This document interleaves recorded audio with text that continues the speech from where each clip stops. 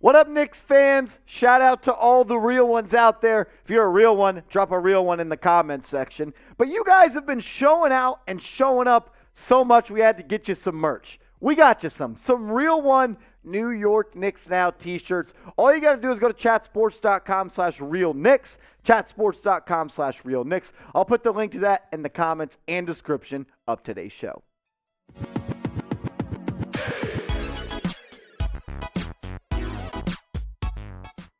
Welcome into New York Knicks Now by Chat Sports. I'm your host, Marshall Green. And with NBA free agency pretty much coming to a close, the first wave is definitely past. A lot of some good players out there, no elite players. But with free agency pretty much done, I want to take a look at the Knicks' entire roster following the NBA offseason. I know there might be a Donovan Mitchell trade still coming. I still think that happens. But I want to break down every player on the roster and talk about a couple of them. But first, Las Vegas. They put out their win over-under totals for the 2022 NBA season, and they had the New York Knicks at 39.5 wins. The Knicks won 37 games last year with Alec Burks starting 60 games at point guard. Do you think they'll win more than 39.5 games? Let me know what you're thinking. Type O for over, type U for under. I'm going over because I'm not a loser, but I want to hear from you. Let me know. Let's first take a look before we break down the positions and the age of some players and some stats and some things I'm looking forward to. This is a different New York Knicks team. 10 players are under the age of 25. There's a lot of youth. That's kind of the anti-Tom Thibodeau type of team. He likes the veterans, but this team, it's full of youth. 10 guys, and if you include Trevor Keels, that is 11 guys, as well as Feron Hunt. If you include him, that's 12 guys under the age of 25 years old. But let's take a look at the New York Knicks guards coming up for the 2022 season. Jalen Brunson is going to be your starting point guard, and he's going to have Immanuel Quickley and Derrick Rose coming off the bench, kind of a 1-2 combo guard. Those guys coming off the bench, they play really well together. I like their dynamic. I think Quickley really looks up to Rose. Crazy. Derrick Rose is entering year 14 in the NBA. Miles McBride, I'm interested to see his role this season. And Trevor Keels, the second-round pick out of Duke. He's going to be on a two-way contract. Let's look at the big four and see what they did last year and kind of talk about what we're expecting this year. Jalen Brunson, second-best player on a team that went to the Western Conference Finals, played really well in the playoffs, and he played good last year. Didn't start every single game, but when he did, he played well. In total, he averaged 16 points per game, almost 5 assists. Immanuel Quickley, he played well, but he wasn't as efficient as we would like. Only 39% from the field. If he gets those numbers up, he's going to be a better player. Derrick Rose played in just 26 games last year. I'm expecting him and hoping for him to be healthy because he's going to help this team if he is. Still a really good player. 12 points, 4 assists last year on 45% from the deck. Miles McBride didn't play too much and didn't play too well when he came up to the big leagues, averaging just 2 points and 1 assist. If any changes, if the Knicks make a signing, if the Knicks make a trade, we are going to break it down on this channel, youtube.com/KnicksTV. And I'm asking you guys to help me out because we're trying to get to 12,000 subscribers on the channel. We're about 120 subs away. I think we can get there on today's show. And if we do, we are going to be partying on the next New York Knicks Now shots, maybe a beer shotgun. It's going to be a blast. Subscribe for videos every single day on the latest Knicks news and rumors. Help us get to 12,000 subscribers. We looked at the point guards and mainly the guards, but let's look at the forwards and kind of the wings, as I like to call them. RJ Barrett coming into year 4. I can't wait to see what Broadway Barrett does in his 4th season in the NBA. Quentin Grimes, he's coming into year 2. Played really good as a rookie. Didn't play all that much. We'll look at some advanced stats in a second. Cam Reddish, this is a make or break year for Mr. Reddish. Entering year 4. If he doesn't play well, he's going to enter free agency with not a big market. I still believe in Cam Reddish's skill set.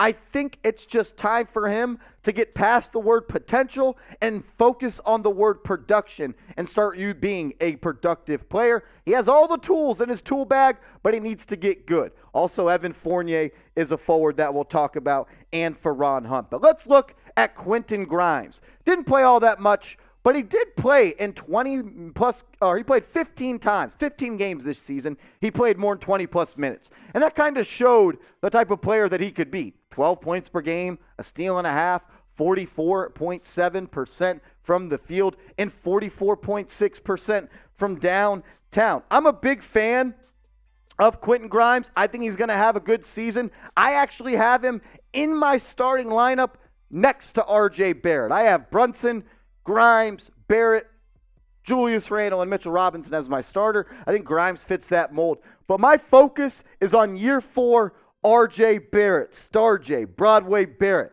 The final 42 games of the season, RJ Barrett played like a number 3 pick in the NBA draft. Almost 24 points per game, 3.5 assists, a little inefficient, needs to be a little bit better from the field, 41.5% from the field, but almost 35% from 3 in the final 42 games. He averaged 24 points per game. Think about that. At age 21 years old, he averaged 24 points per game in the final 42 games of the year. I'm expecting RJ Barrett to make an all-star appearance push this season. But let's go back to Grimes, to Reddish, and to Evan Fournier. Who do you think is going to be that starting 2 guard with Brunson, RJ Barrett, Julius Randle, unfortunately, and Mitchell Robinson? Who should be the starting 2 guard?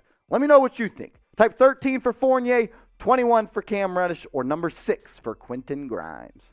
Let's take a look now at the bigs, the big guys, the 4s and the 5s on this roster. Julius Randle, he's got a big year coming up. He's got to prove a lot to a lot of people. Mitchell Robinson just inked that 4-year, $60 million deal. He's entering year 5. I'm expecting him to take another step and be a guy that the Knicks can really count on and be almost an all-NBA type of defensive player. Obi Toppin, he's entering year 3. I'm expecting big things from him. We'll take a look at some stats. Jericho Sims, he just signed that 3-year deal.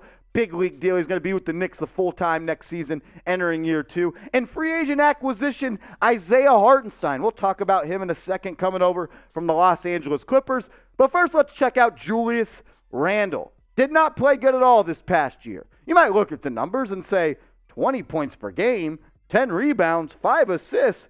Whoa, my goodness, Julius Randle had a great season. But you got to think about the efficiency. 41% from the field and 30% from downtown. That made him one of the most inefficient players in the NBA. He shot 41% from the field this year, but he shot 41% from downtown last year. In 2020, he was one of the best players in the NBA. A top 10 finisher, an NBA MVP, second-team All-NBA, most improved player, averaging 24, 10, and 6 on great numbers from the field, 46 from the deck, and 41% from downtown. Julius Randle is entering a make-or-break year when it comes to where he stands with New York Knicks fans. I don't know if he's the 2020 player. I don't think he's the 2021 player. But I think there's a player that the Knicks could have that could be a good player and a winning player in the middle of these guys. I'm expecting Randle to play better this year because he has a point guard that's going to help him make it a lot easier on him. Let's also take a look, though, at Obi Toppin, someone that I think is going to get much better as the seasons go on and as his career goes on. But we've already seen him play really well in some games where he got the minutes. 17 times last year, he played more than 20 minutes per game. And he played really well. 14.5 points per game. 5.6 rebounds per game. Super efficient. Almost 60% from the deck and 33% from downtown. Obi needs to continue to work on his handle. I think he needs to become a stronger player and a better shooter from downtown. But he has all the tools to be a good basketball player. I just can't wait for him to see him play actual real minutes every single night. Year 3 Obi, that's going to be a lot of fun to watch. Let's talk about Isaiah Hartenstein, though, the free agent signing from the Los Angeles Clippers. He's a different type of center that we have on this roster. He's really skilled. He can finish around the basket left hand or right hand. He also can scoot it out a little bit and has a nice little mid-range shot. Can score with his back to the basket. Added a three-point shot to his game last season. Didn't shoot that many. Had a good percentage. I expect him to shoot more threes this season. But he's one of the best playmaking bigs in the NBA. Just 2.4 assists per game, but he didn't play that many minutes for the Clippers. Had a couple triple-doubles last year with assists. You're going to see the offense being ran through him at the top of the key at sometimes. It's going to be a change of pace, and I'm excited to see what Hartenstein can do in the blue and orange this season. But let's go back and focus on number 30. What should the Knicks do with Julius Randle? Do they run it back? Do they put him in the starting lineup? Do they do it again, reassess his trade value at the trade market? Or do they just need to dump him right now before we get to the season and start Obi Toppin? Let me know what you think. Type T for trade or type K for keep.